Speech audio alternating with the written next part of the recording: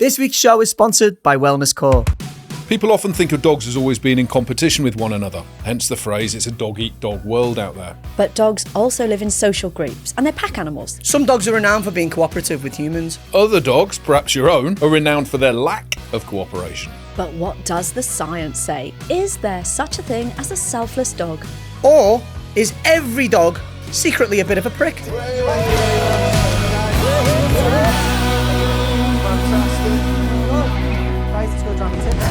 Do your dogs cooperate?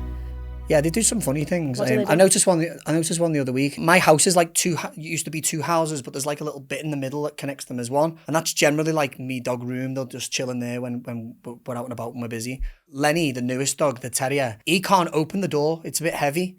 So really quickly, I noticed that he'll look for Ralph and Flint to nudge the door with the nose. And as soon as they do that, he'll run between the front legs and beat them to it. Jimmy and Luther do a version of that. Really? So Jimmy's too short to reach door handles, but Luther's not. So Luther will jump up and open the door handle, but he can't quite get it open. Yeah. So he'll jump up and push the door handle down, but then Jimmy will reach his paw round and pull the door Jimmy open. will shimmy. Jimmy will shimmy. Yeah. And between them, they allow Red out first because they're gentlemen. We had to change Logan's crate from a young age because he's got weird dexterous little toes.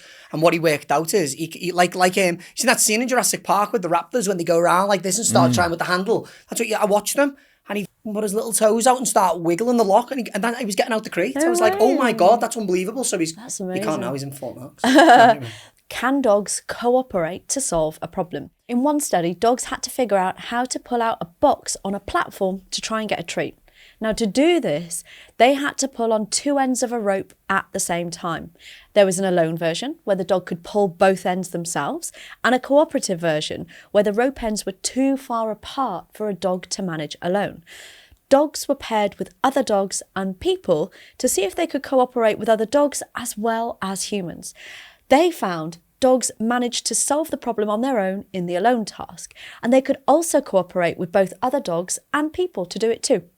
Even when there was a delay that meant they had to wait for their partner to get in position before they pulled, they could still cooperate. There was a level of understanding of the problem, and dogs were able to adapt what they did based on what their partner was doing. The fact they could do this with two different species suggests that there might be a link with domestication. So they are truly cooperating rather than just selfishly learning their part. Dogs definitely weren't selfish in this. They were team players. Okay. Has your dog ever solved a problem? Yeah, my dog solved loads and loads of problems. Basically, when you're doing any sort of free shaping, well, as you know yourself, if you're doing any free shaping with an animal where you're asking them to figure out that their own behaviour leads to a given consequence, a given reward. A lot of learning involves problem solving, doesn't it? Yeah. The foundations of actually teaching your dog anything is teaching them to be inquisitive for, what do you want from me? And I was quite interested in this study to see that even though the dogs would have the motivation, they could still recognise when they had to wait. So that impulse control was there. So when they had to wait for their other partner to get there before they started to pull, they could still do it. It wasn't just that they were so motivated they went and started to pull on the rope and then it wouldn't come out. They actually had that self-control. Impulse control will differ between dogs as well, won't it? Yeah, absolutely. I'd sort of like wonder whether or not it was cooperation as such to achieve the goal, or whether when you add another dog into the environment, then you're creating competition so that you have one resource, which is the rope, with two ends on it. One dog picks up one end, just like you would a branch. If the dogs are out and one dog picks up a branch and the others run over and grab hold of it and run together. So whether there's that sort of like, there's also the aspect of it, if you look at dogs as wolves, pre-dogs as wolves or whatever, and how they would work together to be able to pull apart, a carcass fleece, things like that. So here you've got two dogs grabbing hold of rope to pull, and it just so happens that it leads to the reward. But then why would dogs evolve to work with humans? Because they cooperated well with humans too. Well, I We would say, selectively bred them, didn't we, to do that? Yeah. Another thing I'd take into consideration as well is genetic disposition in the dogs. If them dogs are a couple of terriers, then they're going to be more inclined to grab and tug on a rope than you would say like a Shar-Pei or something like that. Do you know what I mean? The evolutionary point is interesting. How is studying wolves relevant to learning about dogs? One study looked at that specifically, and they wanted to know whether dogs are better at working together with humans compared to wolves. The experiment setup was quite similar to the previous studies, needing two ends of a rope to be pulled at the same time to try and get a food reward. In some trials, either the human or the animal would arrive first, having the choice of which rope to pull. They found that both wolves and dogs did well when they were cooperating with a human partner, but wolves succeeded in more. Wolves outperformed dogs when they arrived first at the task as well. Wolves tended to take the lead with humans, whereas the dogs would usually wait for humans to initiate the task. So we know from this that dogs might have been selectively bred for traits that reduce conflict over resources, and they're traits that would promote living together and cooperating with humans, meaning the humans would lead and the dogs would then follow. And the domestication process actually likely favoured dogs with more submissive characteristics. That makes complete sense. It does to me. Yeah, you know, wolves are a pack animal. They've not been, you know, tinkered with, maybe not at all, but to suit whatever agenda we have. And they're more likely that, it's in their interest and their genetics to be able to work together and coexist and solve problems as a part of that, whereas dogs have been bred to follow and look in and work with us, haven't they? And we naturally would select more submissive dogs because they're much easier to train. Yeah, I'd say dogs is like taking your wolf and doing a Benjamin Button and saying, I want to keep you as a permanent infant. So you'll never reach that sort of level of intelligent maturity that you'd see in a wolf. So wolves obviously would perform better than a dog would in this situation. Yeah, and this study for me challenged the idea that dogs are more socially adept than wolves as well. With people or with one another? Either, really. I mean, the fact here that the wolves were more willing to take the lead rather than the dogs was really interesting to me. I would expect that. You're talking about a species that has to make decisions for itself and has no influence from anything else other than survival and instinct. So the breeding of dogs will be, I'll do this. What are they doing? Are they coming with me? What's got, it doesn't surprise me that at all. It really doesn't. But we're always thinking of dogs being the more social animals, particularly with humans here. But the wolves were really willing to step up to the plate and go, no, I'll cooperate with you. And by the way, human, this is what we're going to do. Yeah, and I expect an element of that as well, because after all, dogs are here because there was certain wolves that wanted to cooperate with people. You know what I mean? So that's the reason why they're there. Have you ever been to a wolf sanctuary? No, are they captive? Sorry, are they captive wolves? Do we know? It was like a wolf sanctuary. A wolf park. Yeah. I've been to a wolf sanctuary. It was a really good day out. There's loads of stuff I learned. I watched a great example of enrichment with wolves. Have you seen it? If you spray, like they have this thing where they have rags and you spray like a deodorant on them or an aftershave and you chuck it in and the wolves like dart to it and start roll. You know, like your dog rolls around and fuck. They start doing that to the point where you can see the hierarchy. Like the other wolves would come over and they get their fill and they take the turns and it was unbelievable to watch. But that turn taking is a form of cooperation. It's really fascinating how they do that. Do you think that dogs are too reliant on people to solve their problems? I think it depends on the individual. For example, on the individual person or the individual dog. Both. Yeah, I suppose. You're useless human. I'm not relying on you. So an example would be. I didn't mean you, Jay. Well, yes, accurate. Accepted. A gun dog is more likely to wanting to work with a person. That's what they train them for. So if you send a gun dog to retrieve from 100 meters every time, you send your dog to a strange environment and around 100 metres they will stop and check in, won't they, all the time? So if it fails gun dog training, you move it over to like a search dog. If you're searching in a proactive role where they're out on their own, they're searching rooms and things like that, it works well. But with a passive role, it might not, because they're kind of in between. They should be, a passive role means searching people. So they're supposed to be there. Oh, I've found it. I'll sit here. What a lot of them can be, I'll check a few, but then I'll check in with you. And they're not quite on task. So there are circumstances then where you'd want the dog to take the lead. Sometimes you want a bit more self-employed. I think anything where you're using search capacity, the dog, will take a bit of instruction and guidance from you. But ultimately, of course, you take the lead. When we talk about, our dogs reliant on humans, you only need to look at feral dogs or semi-feral dogs, street dogs in other parts of the world that fend perfectly well for themselves, but humans decide that you're not fending that well for yourself. You can fend better for yourself if I scoop you up and put you into my world and my environment where I can make you dependent upon me. Just because we've domesticated an animal doesn't mean that it's not beyond capable of living without our input. Everyone thinks everything's so black and white. when it comes to dogs, like since they debunked the whole alpha role and it was the parents of the wolves and all that, that naturally transitioned into dogs, and everyone thinks they've got the answers. But the same kind of structure that you see in that wolf sanctuary when they threw, because that piece of enrichment cloth with aftershave on, that's a resource. And what you're seeing was lower ranking wolves trying to get a bit, and the stronger wolves were deterring them and saying, I'm not done. Yeah. Do one, and then when I'm done, you can have a go. And we say dogs are different, but anyone who has a multiple dog household, you will see a hierarchy at some point. This whole idea that, oh, they're nothing like that, it's nonsense. Like anyone who truly watches dogs, you will see that in the house. I see it the other day with Ralph having a drink and Lenny come over, and the water must have been he doesn't do it when it's full because the water was getting low. Now it's a valuable resource. Yeah. He's not thinking ahead and going, oh, we'll fill it up again. But Lenny come over for a drink and he just went, Murr. Lenny went, oh, walked away. And then when he'd finished it was empty. Lenny run over and I filled it again. And then he had a drink. Lenny had a drink. And then, Ralph come over. Lenny left him to finish off his drink and come back. So they're learning how to interact without any clashing of heads. Do you know what I mean? That is what you will see in a pack of wolves. You will see them coexisting, learn to get along. But I suppose my question is, are dogs always cooperative like that? No. Or do you actually have some that are just truly selfish, nasty, mean doggies? I wouldn't say that there's I think all dogs are selfish. They're just surviving. They live to better their own situations, and they don't have the influences that we have. Like I really want that, but it might make them feel like this. They don't have any of that. It's like if it brings me joy, I'd do it. If it doesn't, I won't.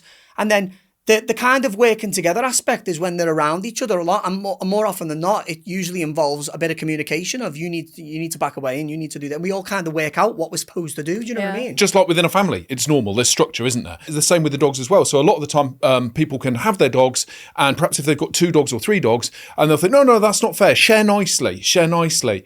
And if one dog, generally the senior dog, is the one, as long as it's fit and healthy, is the one that sort of like tends to think, I'm going to take control of this bowl because I'm the older dog and you can wait your turn. And people think you're pushing them out. But let them in. Don't do that. Don't do that. Yeah. Let the dogs form their structure.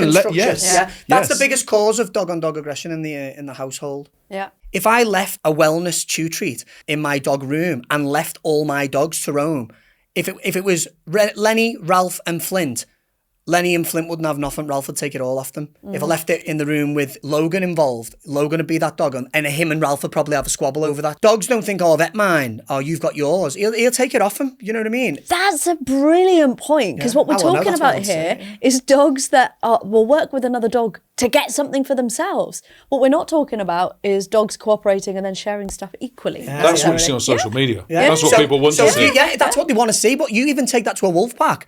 They will work together to bring down prey. But as soon as it's brought down, right, sling your hook, it's my turn, it's your turn, the structure kicks in, do you know what I mean? Yeah, well, I'm just glad we were more cooperative with our tapas than dogs are with a carcass. Yeah, that was only because it was a bit though. If it's a better one, you'll see the wolf within me. This week's show is sponsored by Wellness Core. As an owner, picking what food to give your dog is one of the biggest decisions you'll make for them. So why should you pick Wellness Core? All recipes are protein-rich, made of natural ingredients and grain-free, so there is no filler. Just well-balanced, tasty meals. Wellness Core Senior is developed to meet the specific requirements of aging pets, with increased protein to support lean muscle mass for continued mobility. Someone grab me a bowl of that. Find the perfect core recipe for your dog and have it delivered to your front door by clicking the link in the description. Generalised reciprocity is when someone is helpful to you, so you're helpful then to somebody else. Direct reciprocity is when someone is helpful to you and you're helpful back, but only if it's that person. And that's considered a bit more challenging because you've got to remember whether that person helped you and then decide whether to help or not. This study was interested in whether a dog would only help you if you've helped them first. And they took Belgian Shepherd dogs from the Swiss military and they were trained to pull a platform with a rope to get food, either for themselves or for a social partner.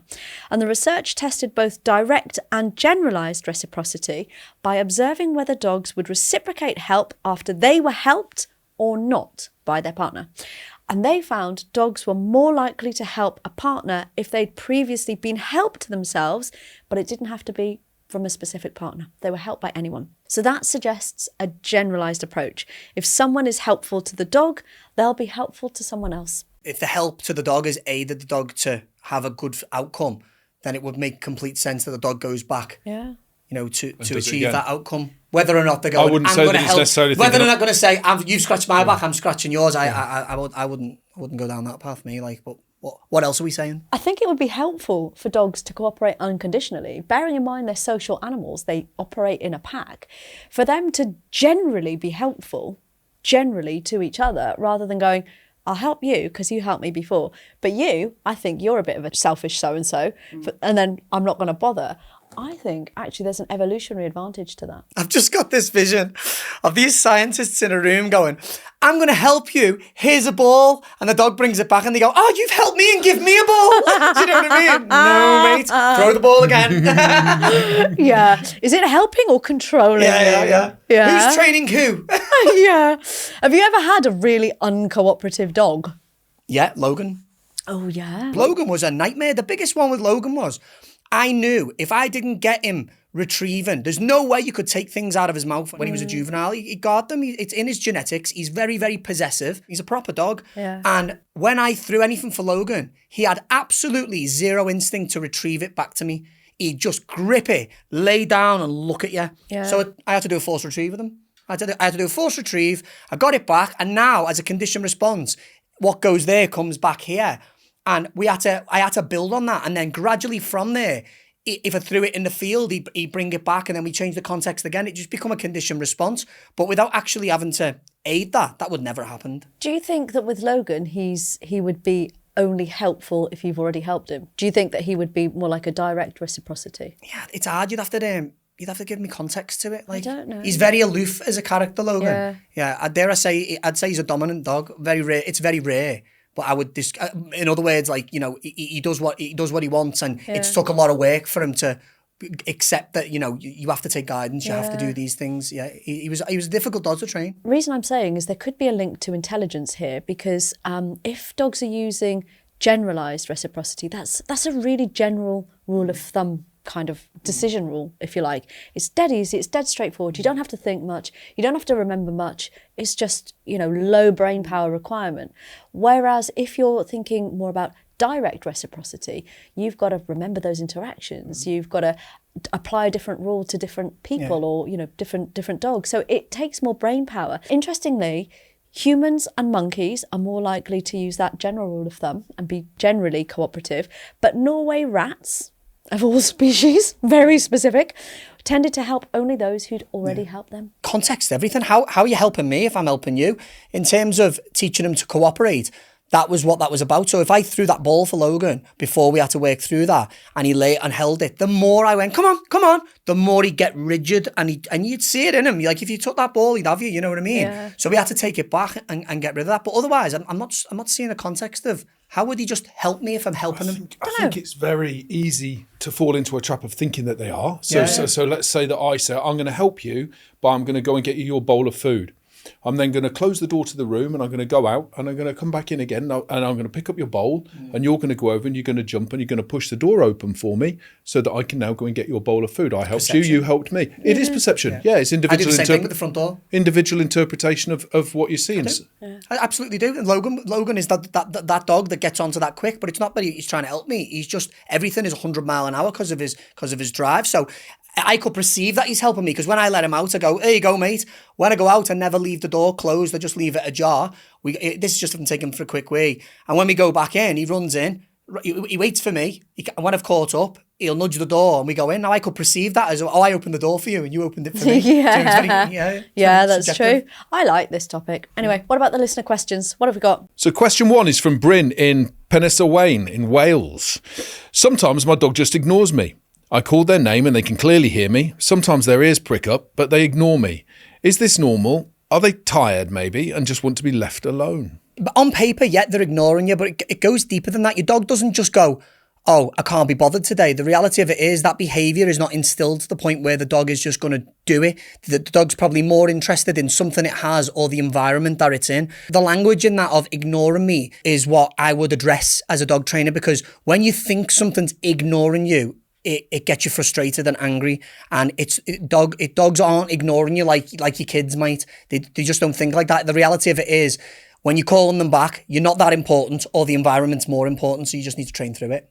choosing to ignore you is not something that the dog does. Yeah. The fact of the matter is either you're not motivating enough or the environment is more motivating than you, or it's a new context and the dog isn't able to take what you think they understand across multiple different environments and understand it in this one. Go back a little bit, expect a little bit less, help the dog to understand that what you want in this environment is exactly the same as the previous one, and then you'll have a dog that doesn't ignore you, providing the reason for responding to your command is strong enough. The dog's not doing it from a, I'm going to be a little shit perspective. The dog's just being a dog. Like, it doesn't suit me. I'm not doing it. Like I said before, your dog lives to better their own situation. Why would I come to you off the couch when the couch is really comfortable? So you have to incentivize me. You have to say, well, if you come to me, then this happens.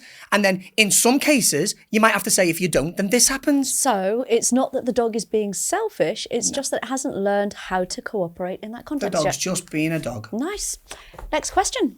Question 2 is from Vicky in East Yorkshire. My dog has really bad separation anxiety and it's starting to cause an issue with my neighbours. I've always kept dogs and this is the first time I've ever experienced it and I'm not sure what I might have done differently to trigger it. What are the causes and what can I do to solve it? Right, so separation anxiety is not innate in dogs, it's created by people. You go back years ago and dogs never had separation anxiety because they were treated more like dogs. And when I say that, they weren't babied, they weren't with you 24/7 and the general view towards dogs wasn't as it is now. The biggest way to prevent separation anxiety is just allow adequate time for your dog to be alone and just relax. When your dog's reliant on you all the time and has to be with you all the time, you take that away. And then you're going to have a problem because your dog's now adapting to an environment that it's not familiar with, being by themselves. Breathing's a lot different than it was years ago. There's a lot more money in dogs. So temperaments are different. And when you've got dogs that aren't really, let's say, emotionally as put together as they used to be, they're more likely to be affected by you flooding them with affection and displacing your own feelings of emotion on them all the time when they haven't learned to adequately cope by themselves. Danny, cooperate with me. What are your final thoughts? Yeah, I like what you did there, Thanks. Jay. You see how I linked everything in? Yeah. Lovely. So it seems that the studies conclude that dogs can work together pretty well, but unfortunately not as well as wolves. So Team Dog better up the game because then wolves found the ways into that box much quicker. So get that dog working on your box. See you next week.